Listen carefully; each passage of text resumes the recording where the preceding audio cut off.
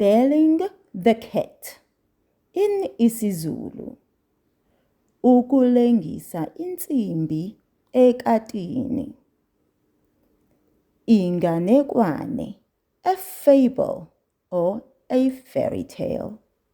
Kwasuke kwasukela. Ophahleni lwendlu enkulu kwakuhlala imindeni yamagundane eyisikhombisa.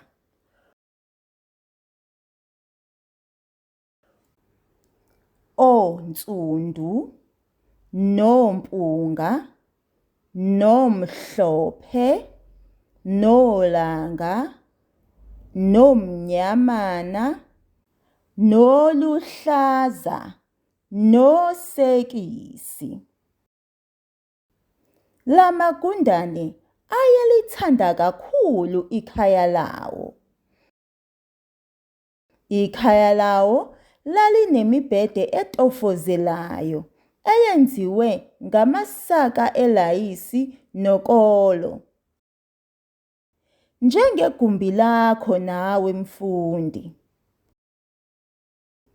Amagundane amancane ayezidlalela ozwingi, nebhola, nengqathu, nomacashelana.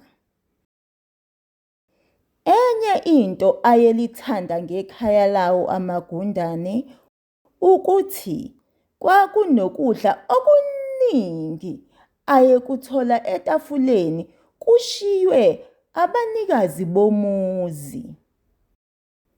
Ayedla zonke izinhlobo zezibiliboco, oshizi, nenyama, noswidi, namakhekhe. Inkinga yawo yayiyodwa qwaba. Ikati labanikazi bomuzi ayehlala kuwo lalifuna ukuwadla lamagundane. Amagundane ayesaba izinzipho zalo ezinde namazinyo alo acijile. Osekisi nje babengasaphumi ngisho endlini yabo ukuyodla ngoba besaba ukubanjwa yileli kati. Ngelinye ilanga obaba bamagundane baxoxa.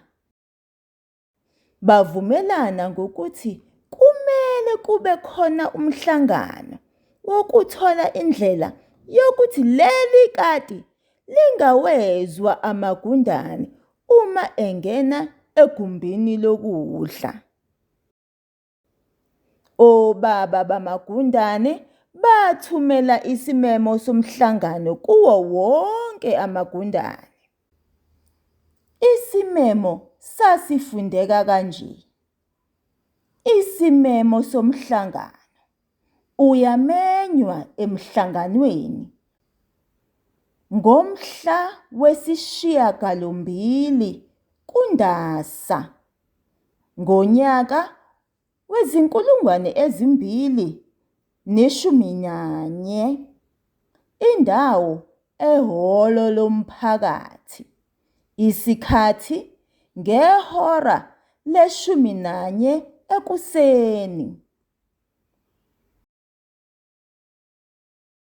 Nangempela ngomhla ka-8 enyangeni yaNdasa imindeni yonke yamagundane yahlangana ehholo lomphakathi.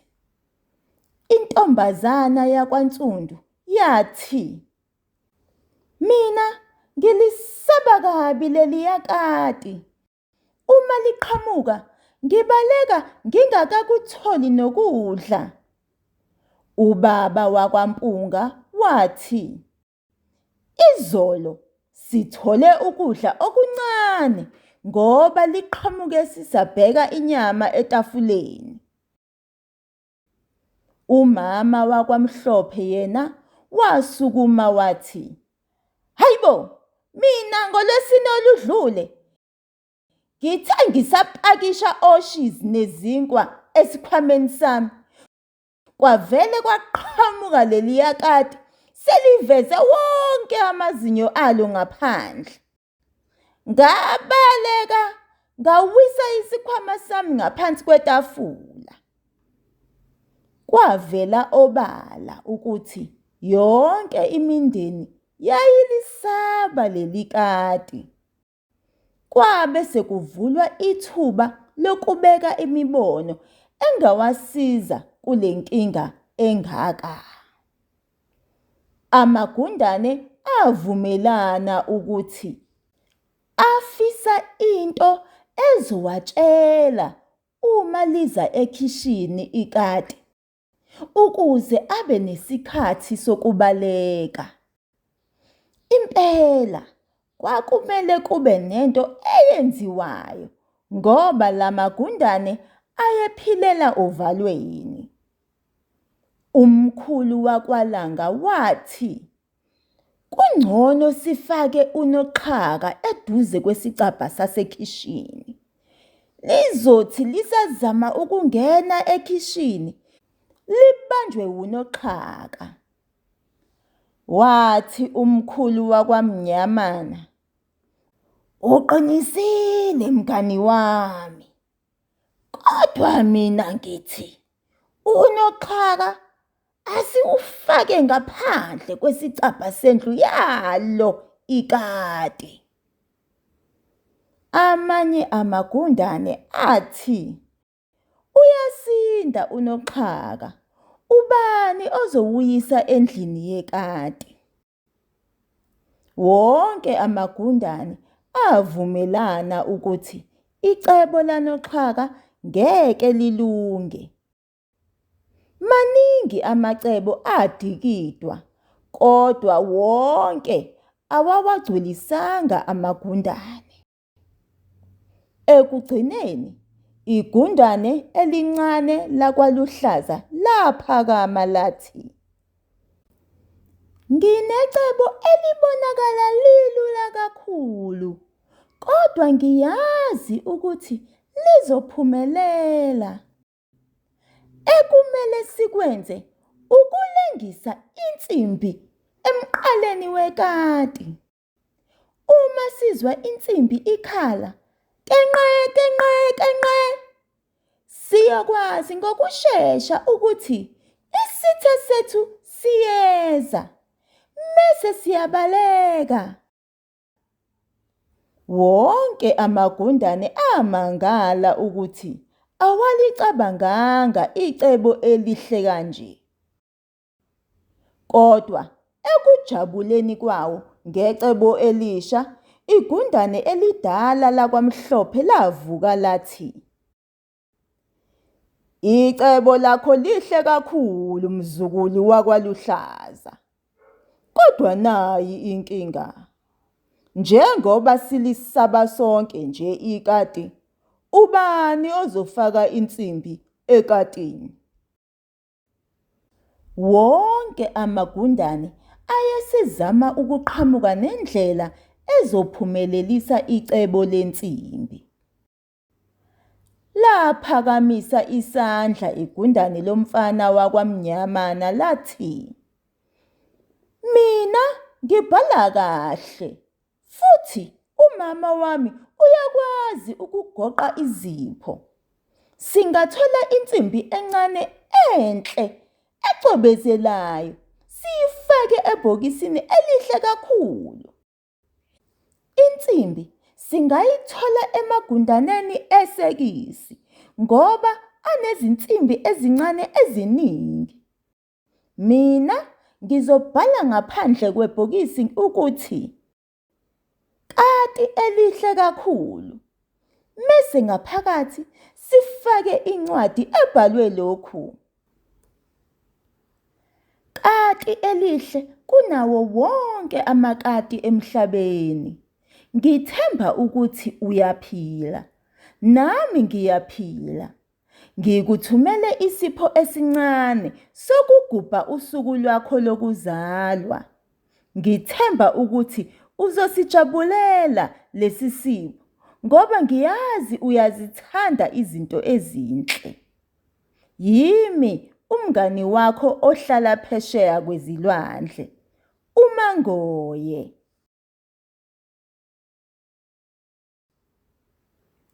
Wonke amagundane ashaya izandla, asho ahlanganisa zonke izinto zokubhala incwadi kanye nokufaka isipho sekati.